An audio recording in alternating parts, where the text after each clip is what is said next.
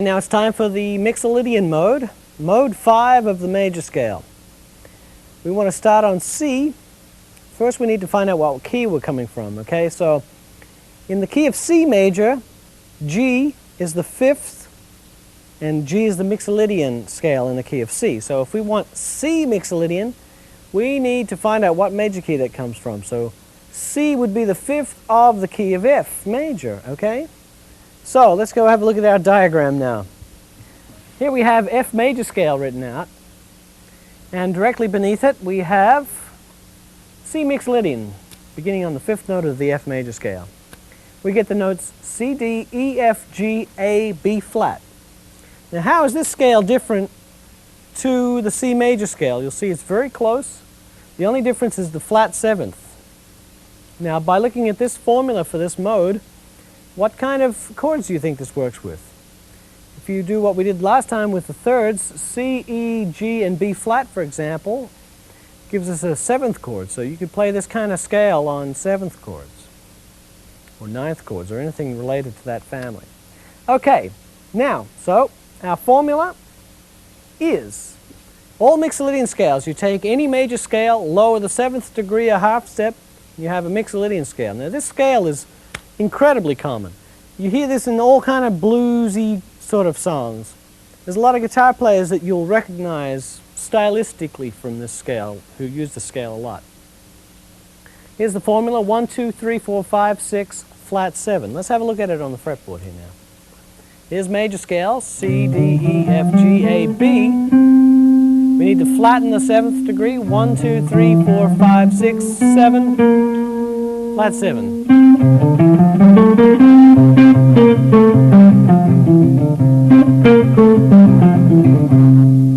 C Mixolydian. Okay, now, how do I make a Mixolydian chord progression? As we've done before, we need to take the 4 and 5 chords. From which key are we coming from at this point? We're borrowing from F major scale. So the 4 and 5 of F major is F. The 4 and 5 is B flat and C. Okay? So let's use the root of the mode in F for the Mixolydian, which is the 5th degree. Each of these you'll find is C. So we need to take a C chord over C bass and a B flat chord over C bass for our Mixolydian chord progression.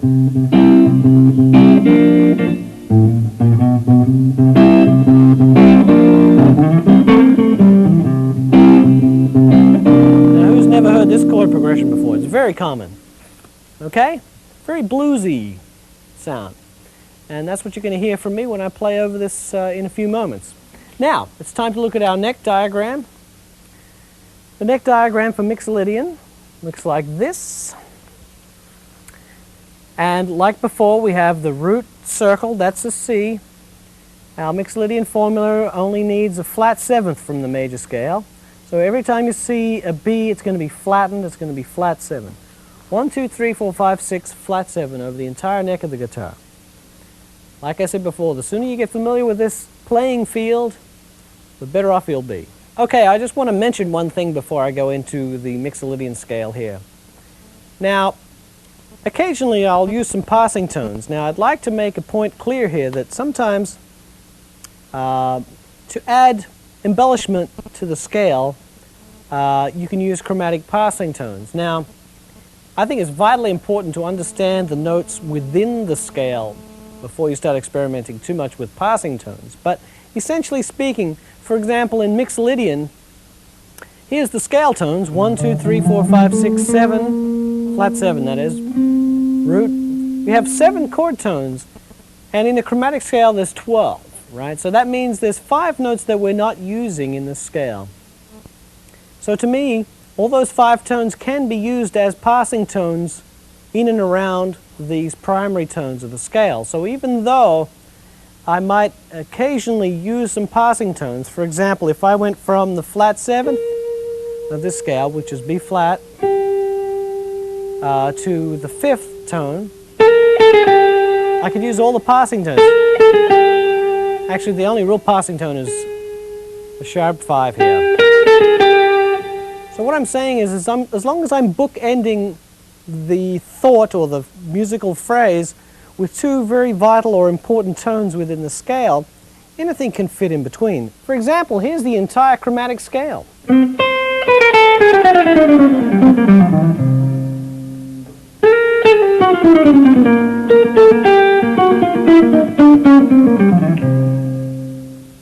See what I mean? If you use it in a musical context, frame it with two important tones or whichever tones you prefer, but from the scale, it can work. Anything in between can work.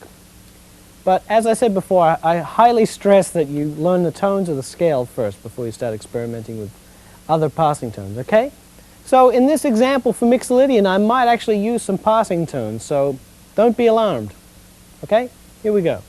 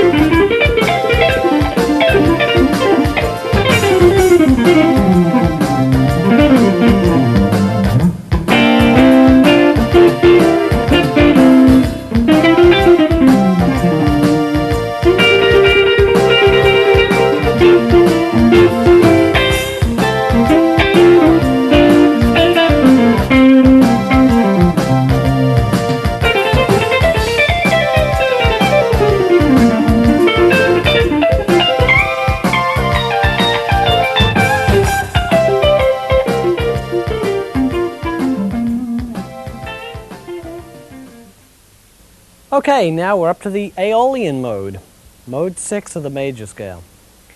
Now this mode is a real gut-wrencher. You can make people cry with this scale.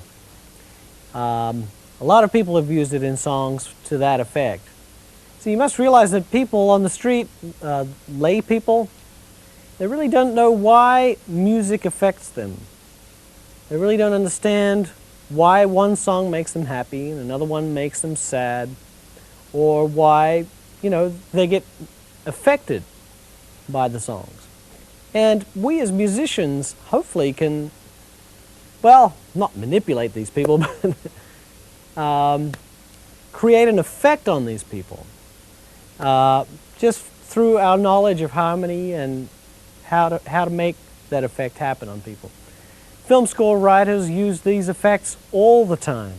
If they have to write a love scene, you wouldn't see many love scenes in Phrygian, for example, which was that heavy one that made us sit on the end of our seats.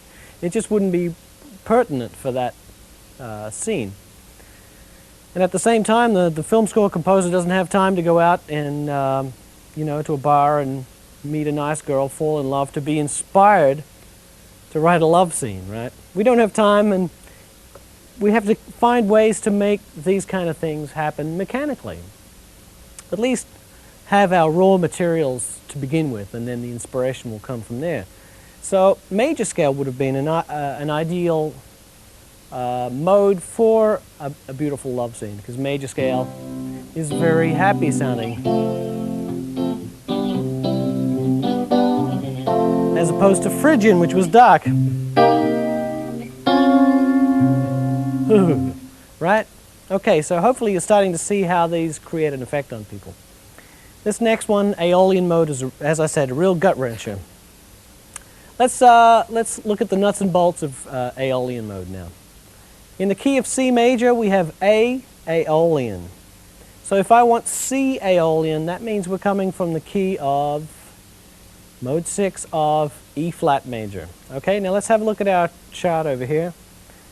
We have E flat major scale written out, and going all the way over to the 6th note, we begin on C, using exactly the same notes, we get C, D, E flat, F, G, A flat, B flat. Now, how is this scale different to C major? Well, you can see there are 3 flats.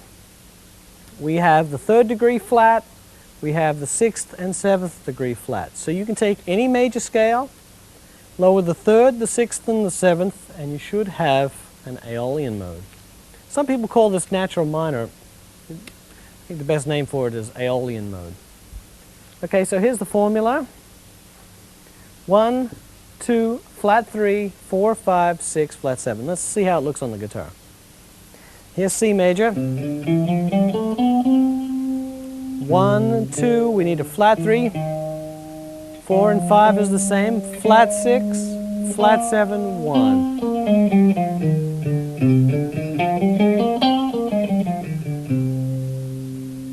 Okay, now, how do we construct an Aeolian chord progression? We need to take the 4 and 5 chords in the same way from the key that we're borrowing from. In this case, that's E flat major. The 4 and 5 of E flat, here's E flat. The 4 and 5 for E flat is A flat and B flat. Now we need to put those 2 triads, those 2 chords, over the root of the Aeolian mode in E flat, which is C. So here's A flat over C, and here's B flat over C. That's how the progression sounds.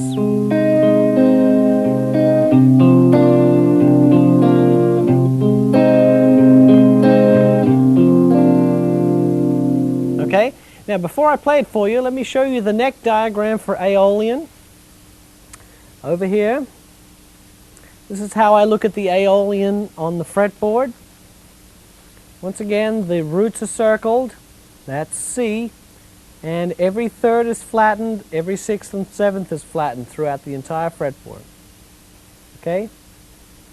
Now let's have a little listen to Aeolian. I've made up a little sequence here, a little wrenching sequence. Let's have a listen.